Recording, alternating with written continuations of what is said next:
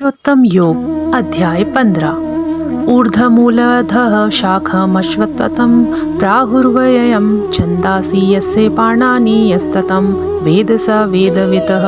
भगवान ने कहा जाता है कि एक शाश्वत अश्वत्थ वृक्ष है जिसकी जड़ें तो ऊपर की ओर है और शाखाएं नीचे की ओर, तथा पत्तियों वैदिक स्रोत हैं। जो इस वृक्ष को जानता है वह वेदों का ज्ञाता है। अधः च ऊर्ध्वं प्रसूता तस्य शाखा गुण प्रवृद्धा विषय प्रवालाः अधः च मूलानि अनुसंतातानि कर्म अनुबंधनीनि मनुष्यलोके। इस वृक्ष की शाखाएं ऊपर तथा नीचे फैली हुई हैं और प्रकृति के 3 गुणों द्वारा पोषित हैं। इसकी टहनियां इंद्र विषय है। इस वृक्ष की जड़ें नीचे की ओर भी जाती हैं, जो मानव समाज के सकाम कर्मों से बंधी हुई हैं। न रूपम अस्य इह तथा उपलभ्यते न अंतः न च आदिः न च संप्रतिष्ठा अश्वत्थम् एनं सुविरूढं मूलम् असंगं शस्त्रेण दृढेन छित्त्वा ततः पदं तत् परिमर्गितव्यं यस्मिन् गताः न निर्वतन्ति भूयः तमः एव च आद्यं पुरुषं प्रपद्ये यतः प्रवृत्तिः प्रसूता पुराणी।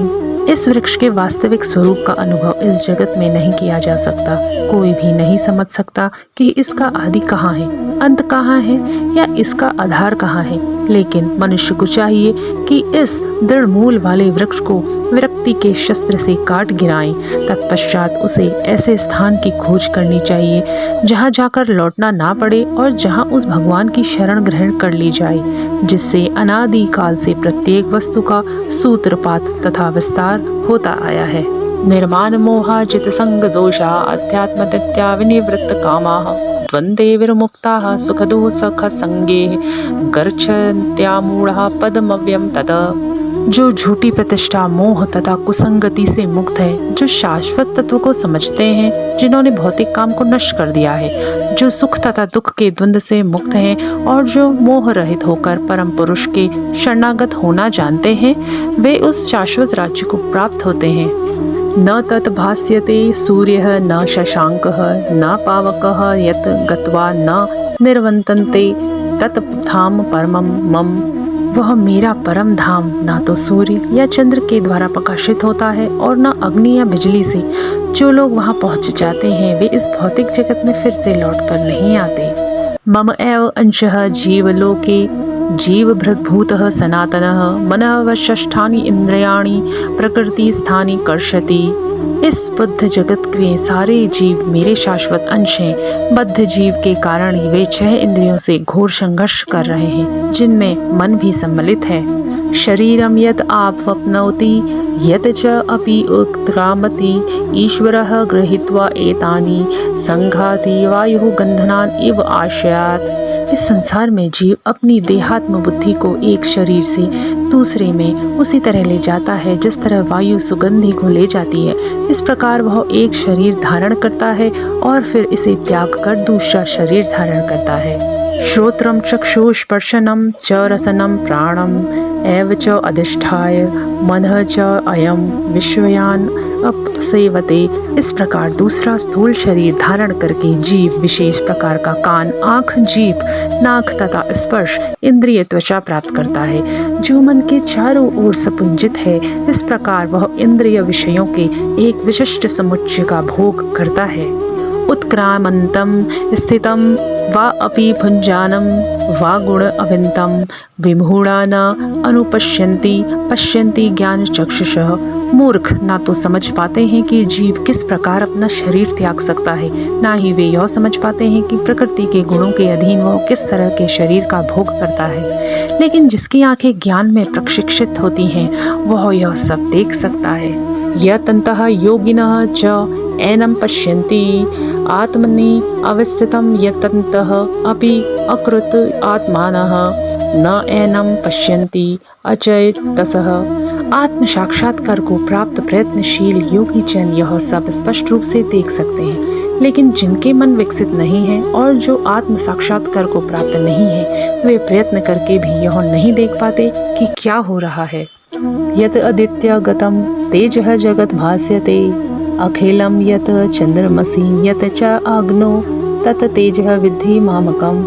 सूर्य का तेज जो सारे विश्व में अंधकार को दूर करता है मुझसे ही निकलता है। चंद्रमा तथा अग्नि के तेज भी मुझसे उत्पन्न है। गाम आविश्य च भूतानि धारधामि अहम ओजसा पुष्पणामि च औषधि सर्वा सोमः भूत्वा रस आत्मकः। मैं प्रत्येक लोक में प्रवेश करता हूँ और मेरी शक्ति से सारे लोग अपनी कक्षा में स्थित रहते हैं। मैं चंद्रमा बनकर समस्त वनस्पतियों को जीवन रस प्रदान करता हूँ। अहम वैश्वानरः भूत्वा प्राणिनां देहम आश्रितः प्राणः अपान समायुक्त पचामि अन्नम चतुर्विषयम्।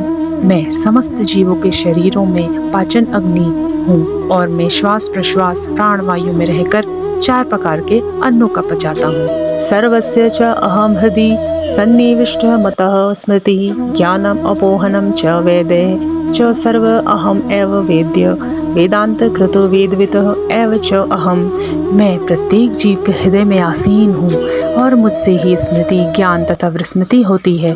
मैं ही वेदों के द्वारा जानने योग्य हूँ। निसंदेह मैं वेदांत का संकलन करता तथा समस्त वेदों का जानने वाला हूँ। त्व इमो पुरुषो लोके शरः च अक्षरः एव च शरः सर्वाणि भूतानि कूटस्थः अक्षरः उच्यते।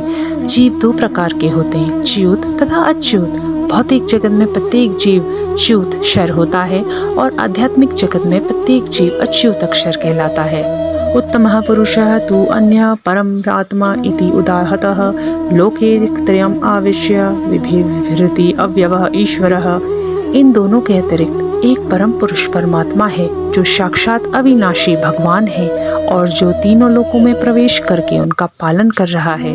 यस्मात् शरम अधीतः अहम अक्षरात् अपि च उत्तमम् अतः अस्मि लोके वेदे च प्रतीतः पुरुष उत्तमः। चूँकि मैं शर तथा अक्षर दोनों से परे हूँ और चूँकि मैं सर्वश्रेष्ठ हूँ अतः मैं इस जगत में तथा वेदों में परम पुरुष के रूप में विख्यात हूँ।